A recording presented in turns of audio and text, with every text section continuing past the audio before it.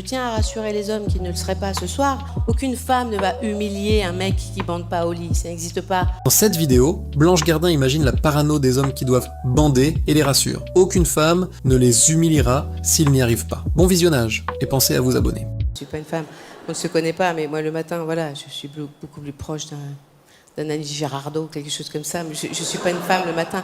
On n'est pas une femme tout le temps quand on est une femme, même pas. Alors par contre, on sait quand on devient une femme. Ça, moi, je sais très bien quand je suis devenue une femme. Je suis devenue une femme, moi, le jour où j'ai couché avec un homme marié. C'est là que je suis devenue une femme. C'est là, précisément. Non, parce qu'on a tendance à dire qu'on devient une femme quand on a ses règles. Moi, pas du tout. Moi, quand j'ai eu mes règles, ça m'a pas du tout. Enfin, si, j'ai pris conscience que j'étais complètement dépressive quand j'ai eu mes règles. Parce qu'on m'avait dit, tu vas voir, on est triste un peu avant les règles et pendant les règles. Moi, ça ne change rien du tout. Donc, je pense qu'il y a un problème. Voire même, je suis plus gaie pendant les règles, moi. Donc, c'est vraiment un problème de chimie interne. Mais par contre, le jour où tu te fais doigter par une main avec une alliance dessus, là, il se passe quelque chose, là. Là, le roman peut commencer vraiment. Hein. Là, c'est bonjour Anna Karénine, bonjour Emma Bovary. J'ai enfin la certitude que ma vie va mal finir. Je suis une femme. C'est là, c'est ce moment précis. C'est la vision de la main du mec avec l'alliance dessus, entre tes cuisses, qui te fait devenir une femme brutalement. C'est ça, c'est cette image. D'ailleurs, il faut préciser, c'est pas le doigt qui est bagué qui doit atteindre, bien sûr, évidemment. Hein, d'ailleurs, je pense que c'est pour ça hein, qu'on met l'alliance au 4e doigt. Bien sûr. Bien sûr, parce que c'est le seul doigt qui n'a aucune chance de se retrouver dans une chatte, hein, ce doigt-là. Enfin, parce que tu ne fais rien avec ce doigt-là tout seul. C'est le doigt au chômage tout seul. Tu n'emploies pas ce doigt-là. Même pour une petite action, même swiper sur un écran tactile, tu ne prends pas ce doigt-là. Hein, à part si tu es ébéniste et qu'il te reste que celui-là, alors là, oui, forcément. Là, tu n'as pas le choix. Mais je pense que c'est pour ça. On met l'alliance au 4e doigt pour ça, parce que sur ce doigt-là, aucun risque que l'alliance soit souillée par de la mouille de maîtresse. Donc voilà, donc oui, je suis une femme. Donc c'est vrai que des fois je me dis, mais t'es une femme, c'est une identité, ça, femme, t'as qu'à parler de ça, du fait d'être une femme, tout ça. Mais en même temps, je sais pas, est-ce que les discours féministes, au bout d'un moment, ça casse pas un peu les couilles C'est vrai, non, parce que je suis féministe, hein, je suis profondément féministe.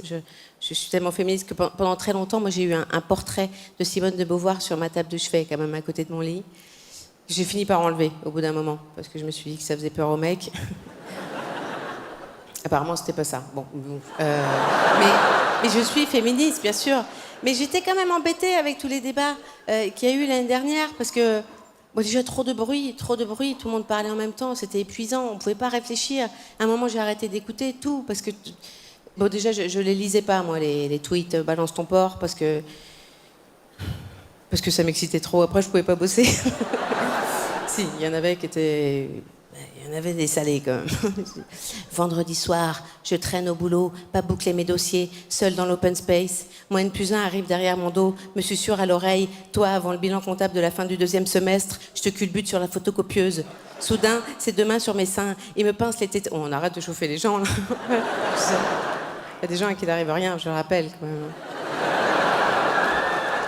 Mais c'était compliqué, tout le monde parlait que de ça. Et j'ai l'impression qu'on jugeait à l'emporte-pièce certains trucs. Il y avait des trucs. Le consentement, c'est plus compliqué que ce qu'on a voulu. Je veux dire, on a pensé qu'on allait tout régler avec une formule. Quand c'est non, c'est non. Mais c'est plus compliqué que ça, parce qu'une fois que tu as dit ça, tu n'as rien dit. Parce qu'en réalité, bien souvent, quand c'est oui, c'est non aussi. Hein. Enfin, je veux dire, si moi j'avais refusé de coucher à chaque fois que j'avais pas eu envie, je serais jamais restée avec un mec plus de 3 mois, quoi. Enfin, c'est la réalité. On le sait, les femmes, une fois qu'on est dans une relation, très souvent, on baise sans en avoir envie. Alors, ça posait pas de problème avant, parce qu'avant, il y avait un échange avec le mec. C'est-à-dire qu'avant, on baisait autant de fois que le mec voulait baiser, mais en échange, on avait un confort matériel, il y avait une sécurité, il y avait quelque chose. En plein hiver, il sortait, il allait couper du bois sous la neige, il allait tuer des chevreuils pour nous nourrir et nous faire des robes. Et quand il rentrait, on lui suçait un peu la bite. Et même si ça sentait un peu le castor, il y avait un win-win. Il y avait quelque chose, en fait, qui se passait. Mais aujourd'hui, maintenant qu'on est égaux, il n'y a plus d'échange. Il n'y a plus d'échange. Tu rentres d'une journée de boulot, t'es crevé, il faut lui sucer la bite s'il a envie d'avoir la bite qui fait sucer. Et après, il faut écouter ses problèmes. Non, il y a un malaise là, il y a un gros malaise.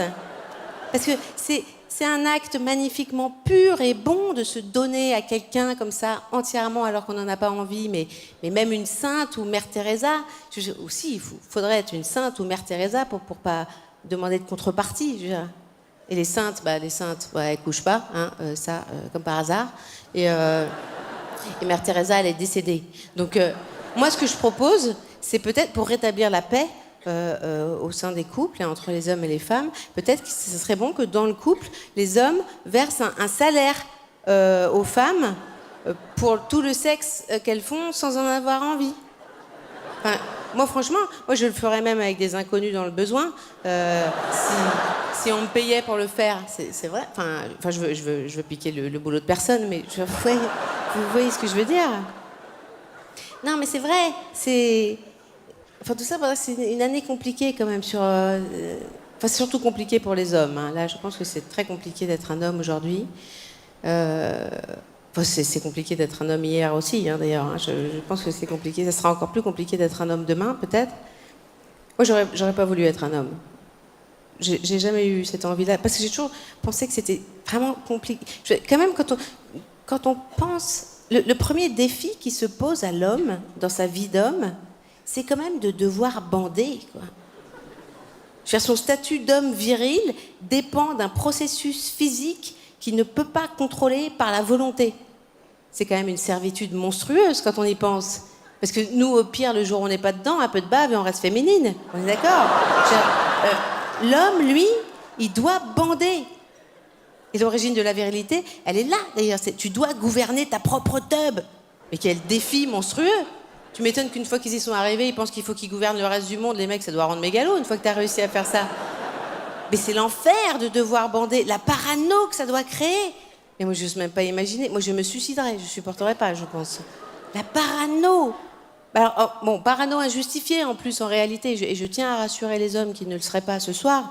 Parce qu'en réalité, non, aucune femme ne va humilier un mec qui bande pas au lit. Ça n'existe pas.